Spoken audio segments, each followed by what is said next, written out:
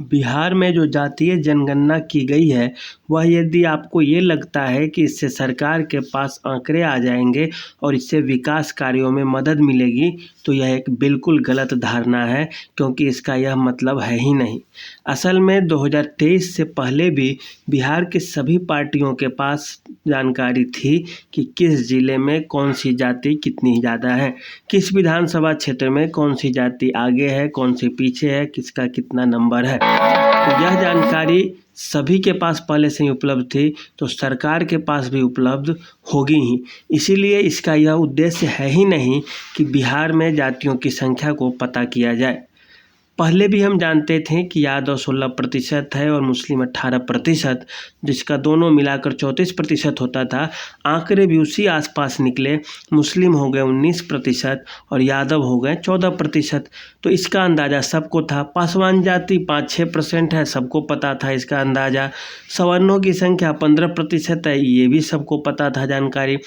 थोड़ा बहुत ऊपर नीचे आंकड़े 1-2% का होते रहता है, तो उसका कोई मायने और मतलब है नहीं। कुर्मी जाति का वोट प्रतिशत सबको लगता था कि 5% के आसपास है, तो वह 3% के आसपास है। तो सारी आंकड़े इसी के आसपास है और ये सबको पता था। लेकिन इसका जो मकसद है, यह है कि लोगों का ध्यान भटका दिया जाए। सबसे ज़्यादा, जैसे बिहार सबसे ज़्यादा गरीबी से पीड़ित है, और इसमें यदि जाति की राजनीति शुरू कर दी जाए, तो गरीबी से जो लड़ने के लिए जो आवाज़ उठेगी, गरीबी दूर करने की जो मांग है, वो हट जाएगी। स्वास्थ्य क्षेत्र में बिहार के सरकारी अस्पतालों की स्थिति बद से बदतर होते जा रही है। रोज़ हत्याएं हो रही है, रोज़ अपहरण के केस आते हैं, और बिहार में जो कानून व्यवस्था का राज है, बिल्कुल समाप्त हो गया है।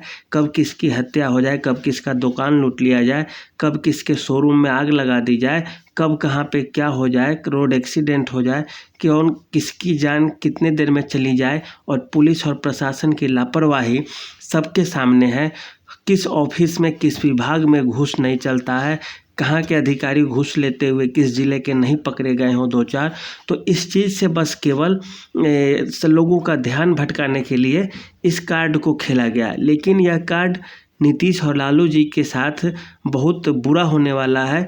ऐसा इसलिए क्योंकि बिहार विधानसभा चुनाव में अभी 2 वर्ष हैं, और इतने दिनों में बिहार की जनता इस चीज़ से बाहर निकलेगी, और विपक्ष में जितनी भी पार्टियां रहेंगी, सारे ये आवाज़ देंगी कि बिहार सरकार को यह बताना होगा कि बिहार की जो वर्तमान समस्याएं हैं, किसानों के फसल नष्ट हो रहे हैं, किसान तो सभी जाति के लोग हैं, और उसमें से आप क्या सुविधा देना चाहते हैं, उनके विकास के लिए आप क्या करना चाहते हैं, इस पे दिखाना होगा, ये दावा करना होगा, और लोगों का मांग भी दिनों दिन बढ़ता चला जाएगा। ऐसी स्थिति में अब बिहार सरकार क्या करेगी, उनके साथ ये बहुत बुरा हाल होने वाला है। और इन्हीं चीज़ों से शिक्षा का स्तर, बिहार के सरकारी विद्यालयों में शिक्षा का स्तर घटता जा रहा है। गरीब के बच्चे जो वहाँ पे पढ़ते हैं, उसके लिए सरकार क्या योजनाएं बना रही है, कैसे काम कर रही है, इस चीज़ को लेकर नीतियां बनानी चाहिए। इस चीज़ से ध्यान में नीतीश कुमार की सरकार भटकाना चाहती है, और सबसे ज़्यादा जो भटकाना चाहती थी ध्यान, वो है बेरोजगारी, गरीबी और अपराध से। अपराध बिहार में इतना बढ़ गया है कि एक एक घर के लोग जानते हैं कि किसके साथ कब क्या हो जाए, कोई नहीं जानता।